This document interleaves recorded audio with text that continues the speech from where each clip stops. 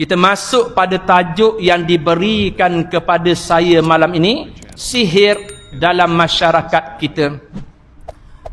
Saya rasa tajuk ni bagus juga sebab kebanyakan masjid surau banyak dah ustaz-ustaz, syekh-syekh habib, tok guru mengajar usuluddin, tauhid, fiqh, fardu ain, tasawuf dah ada. Tapi apa salahnya jarang sekali kita santapkan dengan kuliah macam ni? Kerana apa?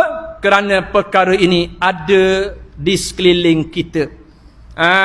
Sekurang-kurangnya tajuk ini memberi kesedaran kepada kita, terutamanya kita ni orang Islam akhir zaman yang hidup zaman canggih, zaman globalisasi, zaman internet, zaman cyber, yang ramai orang bercakap, ustaz, zaman moden mana ada benda mistik?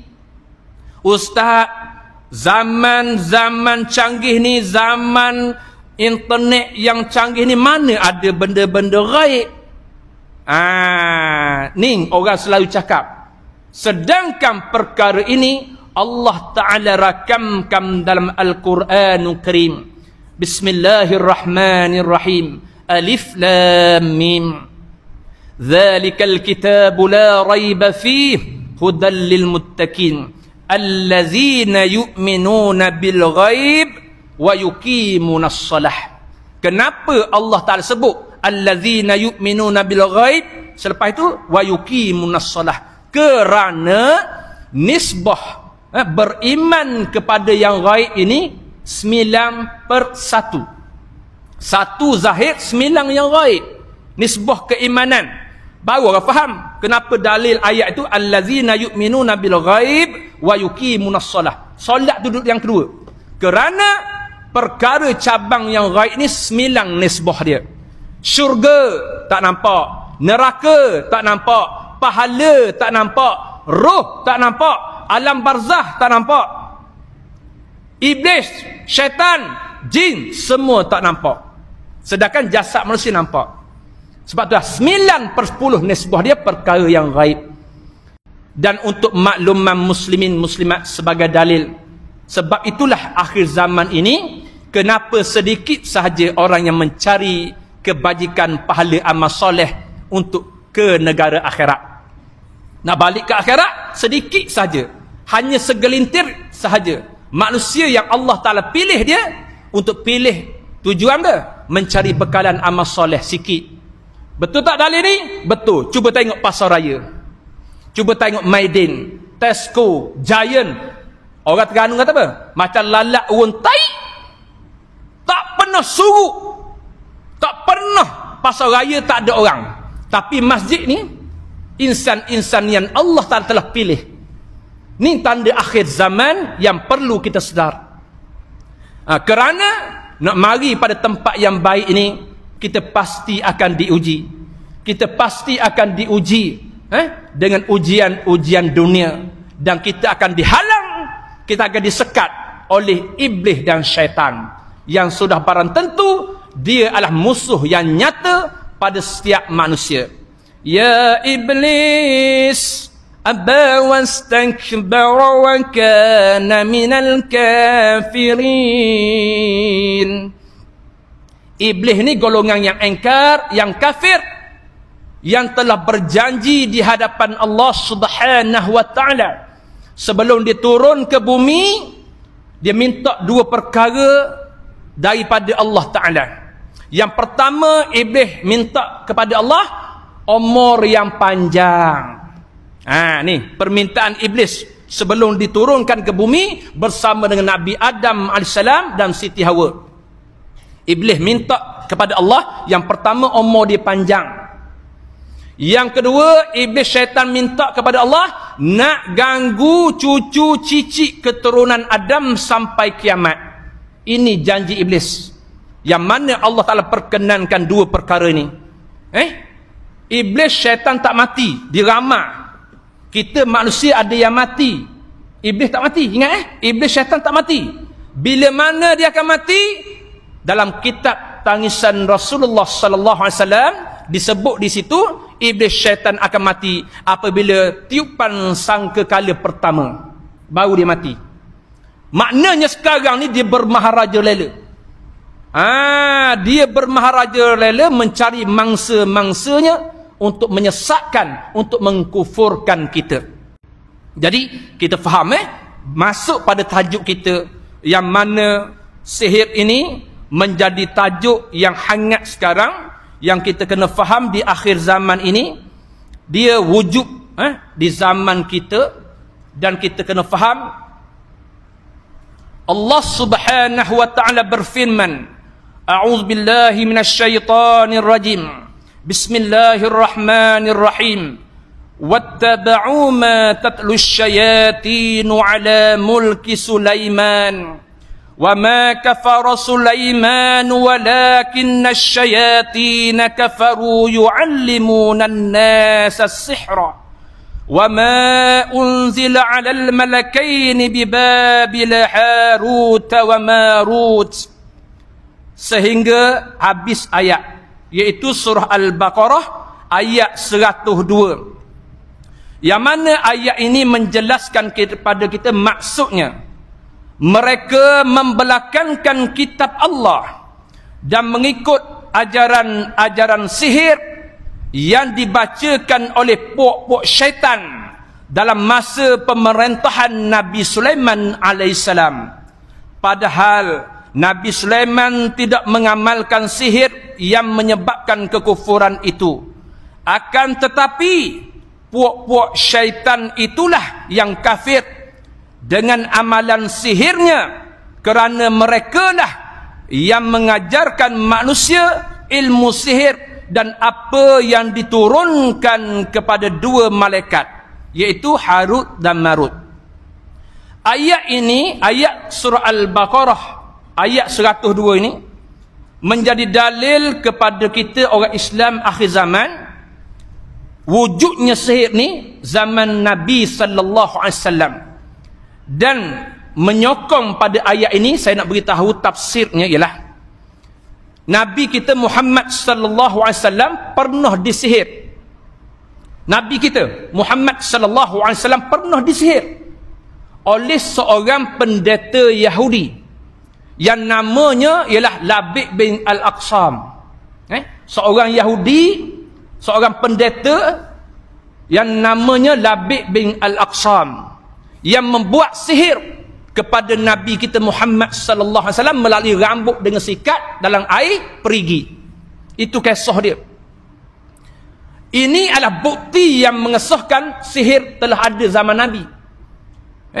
Apabila Nabi kita disihir oleh Labid bin Al-Aqsam dalam air perigi itu, lalu Allah Subhanahu wa taala memerintahkan malaikat Jibril mendatangi akan Rasulullah sallallahu alaihi wasallam membaca ruqyah. Apabila Jibril membaca ruqyah pada Nabi sallallahu alaihi wasallam, terbukalah satu ikatan demi satu ikatan sihir itu daripada tubuh badan Nabi sallallahu alaihi wasallam. Itu dalil yang pertama. Yang kedua dalil, iaitu peristiwa yang berlaku pada Nabi Musa alaihissalam apabila berdepan dengan ahli sihir Fir'aun. Raja Fir'aun ni, tahta dia, kuasa dia, oleh kerana dia memelihara ahli-ahli sihir. Tujuan Fir'aun memelihara ahli sihir ni supaya ahli sihir ini melakukan sesuatu sihir menakutkan rakyat, supaya rakyat ikut Raja Fir'aun. Itu tujuan dia. Dan antara yang disebut dalam sirah, suatu hari ahli-ahli sihir Fir'aun ini diperintah oleh rajanya melakukan sihir di depan rakyat untuk menakutkan rakyat, dengan tujuan supaya rakyat ikut Raja Fir'aun. Bila ahli sihir Fir'aun melakukan sihirnya, dibalingnya tali menjadi ular. Asalnya tali, baling ke depan rakyat orang ramai jadi ular, bertukar. Orang Penang kata benda ulat. Betul? Ulat. Orang Terengganu ular. Orang Kelantan ular, ada lembut sikit. Orang Penang dia pendek, ular dia ulat. Bila ulat pendek, kalau ular lembut, kalau ular nampak besar. bahasa. Jadi bila ahli sihir Fir'aun membalingkan tali-tali ni, lalu tali itu bertukar menjadi ular. Lalu Allah Subhanahu wa taala memerintahkan pada Nabi Musa AS membalingkan tukaknya di depan ular ahli sihir Fir'aun. Tukak Nabi Musa ni, Allah perintah dia baling ke depan. Lalu hikmah di sini, Allah Subhanahu wa taala menunjukkan dalil yang mana berlaku suatu mukjizat pada Nabi Musa AS.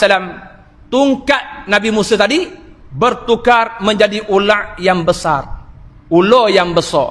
Lalu ular yang besar tadi memakan ular ahli sihir Fir'aun. Bila dia tengok ular yang Nabi Musa ni besar, makan habis ular-ular ahli sihir tadi, tiba-tiba disebut dalam sirah tu, sebahagian ahli sihir dia lari litar pukang takut. Sebahagian ahli sihir dia lari takut, dan sebahagian lagi beriman dengan ajaran Nabi Musa AS. Itu kisah dia. Baik, dua dalil ni menjelaskan kepada kita zaman Nabi dah wujud sihir. Zaman Nabi dah ada unsur-unsur sihir ni. Baik, kita tengok pada zaman kita pula. Kita masuk pada zaman kita. Kalaulah ayat surah Al-Baqarah tadi menjelaskan perkara sihir ni dah ada zaman Nabi, dan Nabi kita Muhammad sallallahu alaihi wasallam pernah kena sihir, dan zaman Nabi Musa juga berlakunya sihir.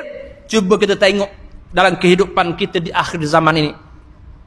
Untuk makluman muslimin, muslimat yang hadir pada malam ini, selama 23 tahun saya terlibat dalam dunia rawatan, saya mengesahkan semakin akhir zaman semakin banyak kes sihir.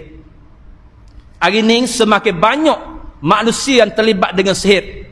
Kenapa manusia terlibat dengan sihir? Yang pertama, shortcut. Nak cepat hajatnya ditunai. Kerana tak puas hati, kerana iri hati, hasad, dengki, khianat, dendam. Itu punca kenapa manusia mula terlibat dengan sihir. Oleh kerana penyakit-penyakit yang tidak baik pada dirinya, sifat-sifat mazmumah.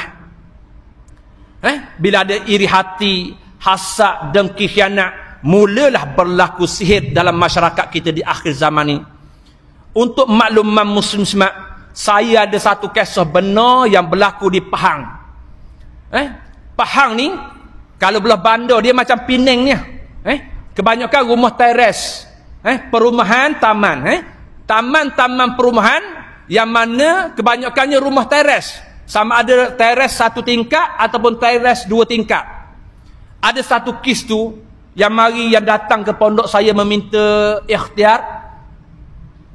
Duduk rumah teres, tinggal di tempat taman perumahan, jirang kiri kanan tu kadang-kadang ada yang iri hati, hasad, dengki, khianat. Allahu Akbar. Dia tak boleh tengok jiran sebelah beli kereta baru.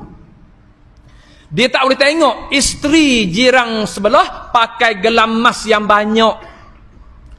Dia tak boleh tengok jiran sebelah kalau buat apa-apa depan rumah, ubah suai rumah, tambah rumah, perbaharui rumah, perbesar rumah, dia mula iri hati. Sehingga kan ada satu kejadian tu yang mai pondok saya, dia punya jahat, hasad, dengki, khianat dia dengan sebab iri hati tengok jiran dia senang, kaya, hidup mewah. Tahu tak dia buat sihir dengan apa? Dia buang air besar najis masuk dalam plastik. Najis tu masuk dalam plastik, baling pos jiran sebelah. Najis dalam plastik tu dibaling di pos kereta depan laman rumah sebelah. Allahu Akbar. Kalau saya tak buka cerita ni, orang Penang kata, betul ke ustaz? Ada ke kes macam ni? Ada. Kes ni mari ke pondok saya. Dan untuk makluman muslim-muslimat, kes gini sebenarnya banyak mutaakhir ini. Ni contoh saya sebut baru satu. Dia menggunakan najis, letak plastik, baling ke sebelah. Lepas tu, yang terima akibat, yang rumah yang dibaling najis ni, keluarga dia datang jumpa saya. Bila keluarga dia datang jumpa saya, dia kata, Ustaz, minta tolong ikhtiar Ustaz. Saya kata, sebab apa? Saya ni hidup berjiran, tapi jiran saya ni iri hati, hasad, dengki macam-macam, tak boleh tengok saya. Bila saya baca ruqyah, A'udzubillahi minasyaitonirrajim. Wamtazul yawma ayyuhal mujrimun. Alam adhad ilaikum ya bani Adam alla ta'budu syaitan. Innahu lakum aduwwum mubin. Wa ani'buduni hadza siratum mustaqim. وَلَقَدْ أَضَلَّ مِنْكُمْ جِبِلًّا كَثِيرًا أَفَلَمْ تَكُونُوا تَعْقِلُونَ هَذِهِ جَهَنَّمُ الَّتِي كُنْتُمْ تُوعَدُونَ. Sadaqallahul Azim. Ayat surah Yasin. Bila sampai kalimah hazihi jahannam, jadi panas. Suami isteri yang terima najis tadi jadi panas, bergaduh, nak berpisah, nak bercerai-berai. Rumah tangga dia jadi panas dengan sebab sihir tadi yang dibuat dengan melalui najis. Allahu Akbar. Sebab itulah saya nasihatkan yang hadir pada malam ini, ingat, kita hidup berjiran, kita hidup dalam keadaan bermasyarakat, kita kena jaga hati kita. Jangan ada hasad dan khianat pada orang lain. Jangan menyimpan dendam, yang mana iblis syaitan akan cucuk jarum pada hati kita. Ni punca-punca terjadinya sihir. Yang mana dengan sebab dendam, iri hati, hasad. Contohnya yang pernah terjadi juga, ada seorang tu, bila dia tidak terpilih menjadi seorang presiden dalam universiti, ni kisah benar ni kisah benar yang berlaku di UIA.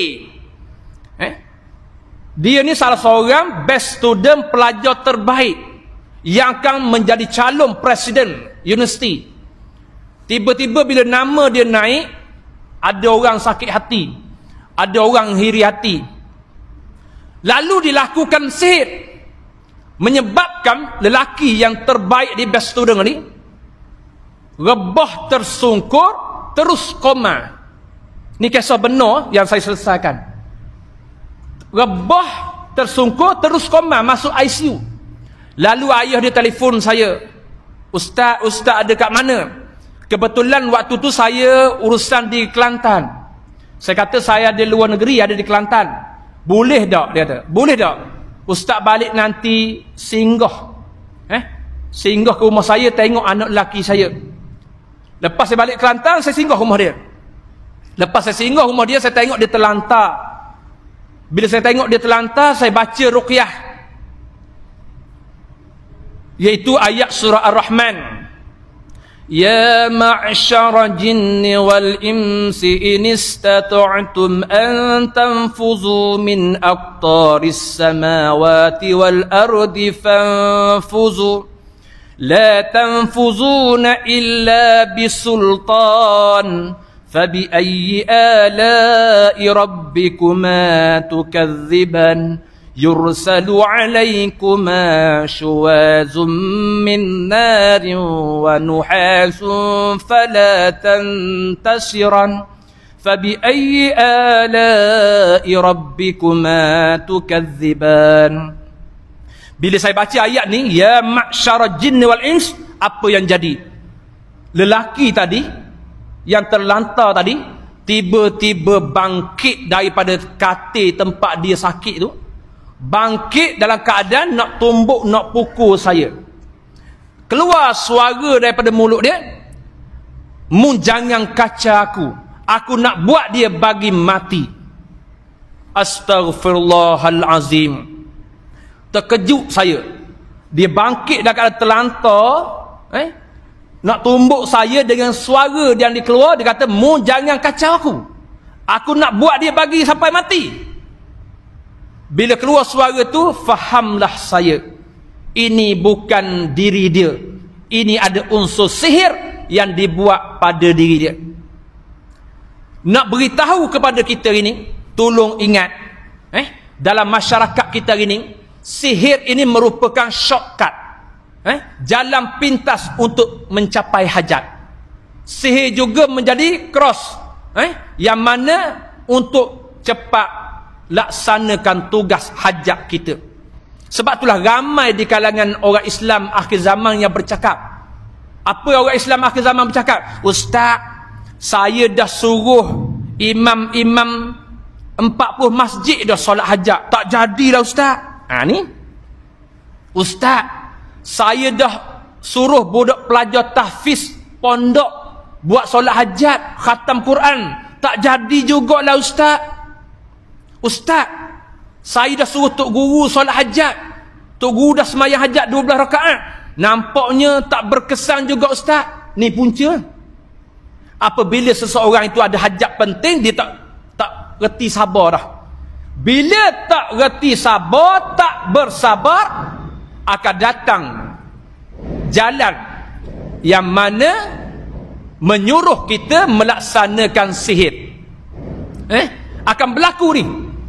Akan berlaku unsur sihir bila mana ada hajat penting yang nak dilaksanakan. Apa alasannya? Semaya hajat lambat tunai. Budak tahfiz khatam Quran tak jadi apa. Tok Guru dah 40 masjid, tak jadi juga semaya hajat. Lah pilihan terakhir lah melakukan sihir. Ni punca dia. Ni punca dia. Last kali dia akan cari jalan cross, shortcut, iaitu melakukan sihir. Ketika itulah dia start mencari pawang-pawang, dukun-dukun, tok bomo, yang mana untuk melaksanakan hajat dia. Ada satu peringkat tu, dia nak pada orang perempuan, dia nak pada orang perempuan, bukan dengan cara dia pergi minta atau masuk minang. Sebab dia tahu kalau dia masuk meminang, perempuan tu tak akan nak pada dia. Sebab dia tahu rupa dia tak handsome. Perempuan tu orang comel, melecun, putih melepak. Dia hitam. Dia kata, kalau aku teka orang perempuan ni, dia tak akan nak pada aku ni. Kalau aku ngejah, orang Terengganu ni panggil ngejah. Bahasa tu teka. Kalau aku ngejah perempuan ni, belum tentu dia nak pada aku. Tak jadi ni, kalau aku masuk meminang, mesti dia tolak pinangan aku ni. Tengok dah cerita Piramli. Musang berjanggut. Bila Jensen King mari minta perempuan yang Piramli di rumah dia tu, apa ayah dia cakap? Nak beritahunya, itu ukuran dia. Hari ni, itulah realiti. Bila dia tak dapat perempuan tu seseolah dengan cara minta dengan cara manual, dia akan guna sihir. Antara yang masyhur yang berlaku dalam masyarakat itu ialah minyak mati bunuh ataupun minyak canua pengasih. Bila saya lesek pada orang tu, terus jadi gila nak ke dia. Ini berlaku dalam masyarakat kita. Banyak kes yang mari di pondok saya, kes macam ni. Baik, kita masuk tanda-tanda sihir. Saya dah jelaskan apa ni kategori sihir. Saya akan terangkan. Dengar baik-baik, ibu-ibu, kakak-kakak, ayah-ayah, abang-abang, adik, dengar perkara yang saya nak sampaikan ni. Takut ada di kalangan kita yang ada tanda-tanda ini. Baik, tanda-tanda sihir ialah, yang pertama, orang perempuan, orang lelaki, yang pertama sekali, dia akan gelisah, dia akan kepanasan, dia akan sakit selepas waktu asar. Sebelum waktu asar tak ada sakit kepala. Bila tergelincir waktu asar, dia sering kali sakit kepala. Ini tanda yang pertama. Yang mana bukan sakit kepala tadi daripada migrain, bukan daripada darah tinggi, bukan daripada sebab tak tidur malam, Bukan daripada sebab ketumbuhan, kanser, darah beku dah kepala. Bukan.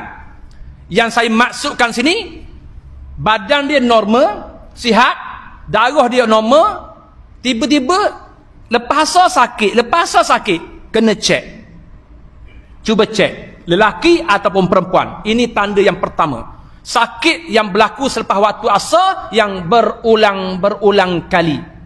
Ini yang pertama. Mengesahkan dia itu terlibat dengan unsur-unsur sihir santar ataupun gangguan iblis syaitan jin.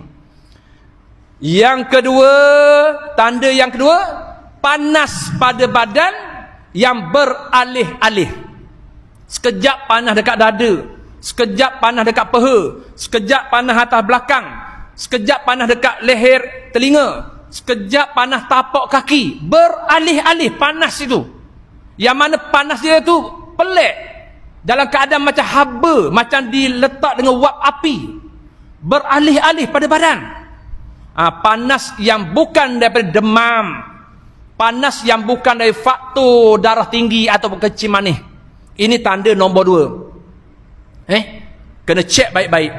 Yang ketiga, tanda yang sering berlaku di akhir zaman ini, yang mana dia terlibat. Orang perempuan sering kali mimpi tempat kotor, mimpi najis, mimpi diancam dengan senjata tajam, pisau, tombak, lembing dan sebagainya. Mimpi dikejar orang, mimpi berjumpa dengan orang yang telah mati, mimpi jatuh daripada tempat tinggi. Ni tanda-tanda yang selalu saya kesan. Berbeza dengan tanda saka. Kalau orang perempuan yang terlibat dengan gangguan saka keturunan, saka keluarga, kebiasaannya dia akan mimpi susu badan. Dia akan mimpi menyusu badan. Itu tanda saka. Tapi kalau sihir, mimpi jatuh tempat tinggi, dikejar, senjata tajam, tempat kotor. Ini tanda sihir. Begitu juga orang lelaki. Ini tanda dia sama je. Cuma dia beza dengan saka. Saka ni orang perempuan mesti mimpi menyusu badan. Mimpi bayi, baby orang bagi. Baik, itu nombor 3. Yang keempat, sekiranya seseorang itu terlibat ataupun terkena ataupun ada unsur sihir di rumahnya, tempat tinggalnya, kerap kali bunyi buah guli atas atap. Atas atap bumbung rumah dia bunyi macam guli, teng, bergolek. Ataupun bunyi orang berjalan atas bumbung, ataupun bunyi macam benda yang jatuh derah kuat, dum, tapi tak ada orang. Bunyi atas bumbung, objek jatuh macam orang terjun, sesuatu yang berat. Bunyi buah guli, bunyi orang berjalan. Ini juga kena cek sekeliling tu, takut ada unsur sihir, sama ada kedai, premis ataupun rumah. Ingat ni tanda-tanda sihir. Yang seterusnya pernah berlaku juga pada pesakit saya. Sebelum tidur tak ada kesan cakar lebam. Bangkit pada tidur, dekat lengan dia ni ada sebelah bekas kuku yang panjang. Ada saya simpan dalam handset ni. Seorang lelaki yang dicakar dengan sebelah yang panjang. Bangkit tidur ada. Ataupun orang perempuan, antara lutut dengan peha ada lebam bulat 3 ataupun 2 ataupun lebih daripada 3 lebam bulat. Sebelum tidur tak ada, siang hari normal. Bangkit subuh tengok bulat lebam-lebam dekat antara lutut dengan peha. Tolong cek. Ini antara tanda-tanda dia. Yang seterusnya, tanda-tanda yang saya jumpa berdasarkan pengalaman saya 23 tahun dalam dunia rawatan, berlaku pada diri kita ataupun isteri kita, yang mana tanpa kita boleh kawal. Duduk di luar kedai kopi, kita molek, kita happy, suka, gembira. Balik rumah tengok bini terus barang, tengok isteri kita terus rasa nak marah, tengok isteri kita habis panas telinga, muka, dada, jadi seolah-olah hilang kawalan. Ini juga kena berhati-hati. Iaitu tanda yang kelima ni, amarah yang kata bukan daripada diri kita. Tiba-tiba jadi amarah ni, kena cek. Ini juga unsur-unsur yang berlaku dalam kehidupan kita. Tak boleh tengok isteri. Kalau tengok orang lain, tenang, sejuk, boleh cakap elok. Tapi tengok isteri, sudah. Tak boleh kawan, marah, macam-macam cakapan. Tolong ingat. Yang keenam, yang banyak terjadi dalam masyarakat kita. Bila mana berlaku di rumah kita, makanan cepat basi. Makanan di rumah cepat basi. Walaupun masak baru sekejap, dah basi. Semalam saya sebut kuliah saya semalam. Ada satu kes tu, sihir kedai makan. Dia orang berniaga, kedai makan. Bila dia tengok kedai makan sebelah maju, laris, orang ramai, kedai dia tak ada orang, makanan sampai basi buang, dia mula sihir.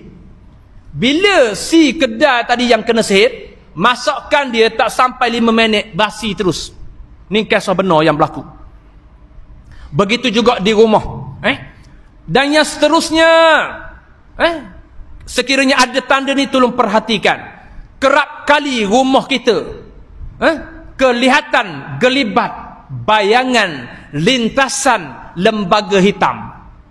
Kerap kali di rumah kita, di ruang dapur, bilik air atau pintu bilik tidur kita, macam orang melintas, macam lembaga hitam. Kadang-kadang isteri kita duk basuh pinggang mangkuk dekat dapur, dia perasan ada dekat peti ais melintah lembaga hitam. Ataupun yang disebut dalam hadis Nabi sallallahu alaihi wasallam, jelmaan ular hitam.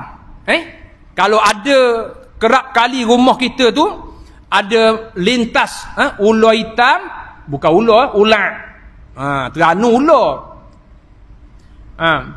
Kalau rumah kita kerap kali ada lembaga hitam, ular hitam, kala jengking, kucing hitam, serigala hitam, anjing hitam, tolong ingat. Yang mana bukan di luar rumah, dalam kawasan rumah kita. Kalau di luar rumah, mungkin kita kata anjing jiran sebelah Cina. Mungkin kalau kata depan tu, rumah tu India yang peri anjing. Tapi kalau dalam pagar kita yang tak boleh dimasuk oleh anjing liar, tiba-tiba ada anjing hitam, itu tanda bukan biasa. Itu tanda unsur-unsur sihir. Ataupun kawasan kita tu mana mungkin ada ular. Tiba-tiba bahagian dapur ada ular masuk kat sinki. Tu bukan biasa tu. Kecuali rumah kita tu terbuka situ, ada lubang situ, belakang ada paya, tepi tu hutan, itu tak mustahil ular betul masuk. Tapi kalau kawasan bandar, tiba-tiba ada ular masuk bahagian dapur, tolong cek. Ini juga tanda-tanda yang terlibat dengan sihir. Kenapa saya sebut benda ni? Baik. Dari Abu Sa'labah Al-Qasyani mengatakan bahawa Rasulullah sallallahu alaihi wasallam bersabda, jin itu ada 3 jenis, iaitu yang pertama, jin yang memiliki sayap dan terbang di udara. Nombor 2, kata Nabi sallallahu alaihi wasallam, jin yang wujud menyerupai ular dan kala jengking. Dan yang ketiga, jin yang menetap dan berpindah randah daripada satu tempat kepada satu tempat. Hadis yang diriwayat daripada At-Tabarani. Baik, hadis ni menjelaskan kepada kita lagi apa yang dikatakan di sini. Jin juga sering berubah bentuk atau menjelma menjadi anjing hitam. Dalam satu hadis riwayat Abu Qilabah dari Nabi sallallahu alaihi wasallam yang berkata, sekiranya anjing itu bukan satu umat, niscaya aku memerintahkan membunuhnya. Tetapi aku takut memusnahkan satu umat. Kerana itu bunuhlah setiap binatang hitam, anjing hitam, di antaranya sebab dia adalah jinnya atau dari jinnya. Hadis riwayat Muslim. Hadis ni menjadi dalil kepada kita. Nabi SAW sebut ada 3 golongan jin. Siapa yang nak rujuk hadis yang saya baca ni, boleh rujuk kitab Perubatan Islam, Al-Quran dan Sunnah oleh Profesor Datuk Dr. Harudin, jilid 2. Boleh rujuk situ ada dalam tu. Hak saya baca ni. Jadi Nabi kata jin ni ada 3 golongan. Dan yang saya sampaikan tadi, yang berupa anjing hitam, serigala hitam, ular hitam, kala jengking, Nabi dah beritahu. Yang mana kalau ada kategori, itulah tanda-tanda dia. Jadi tolong ingat, perkara ini tak mustahil berlaku dalam masyarakat kita, terutamanya di akhir zaman ini. Kerana akhir zaman ni manusia nak cepat, nak tunai hajat supaya Allah Ta'ala perkenankan hajat dia. Tak kira dosa, tak kira pahala dah. Baik, iblis syaitan ni lah, jin lah yang melakukan sihir yang saya sampaikan tadi. Manusia ni tak pandai nak buat direct, nak masuk badan manusia, manusia nak masuk badan manusia mana boleh. Tapi iblis syaitan boleh masuk.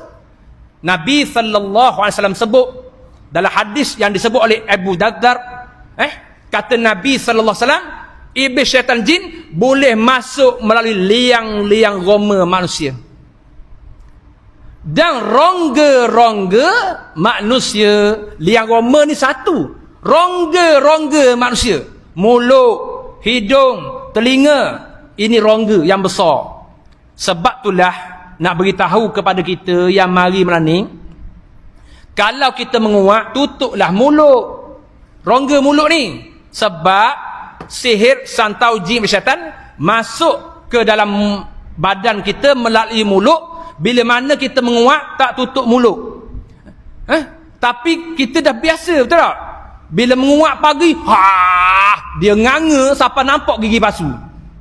Tak tutup mulut. Allah, sakit tayallabi. Tahu tak kenapa tayallabi tu? Tayar kereta sorong, tayar kereta tolak. Orang Terengganu panggil tayar kereta labi.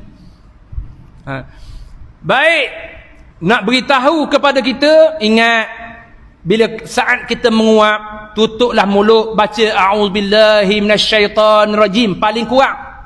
Jangan menguap nganga tak tutup, iblis syaitan jin masuk.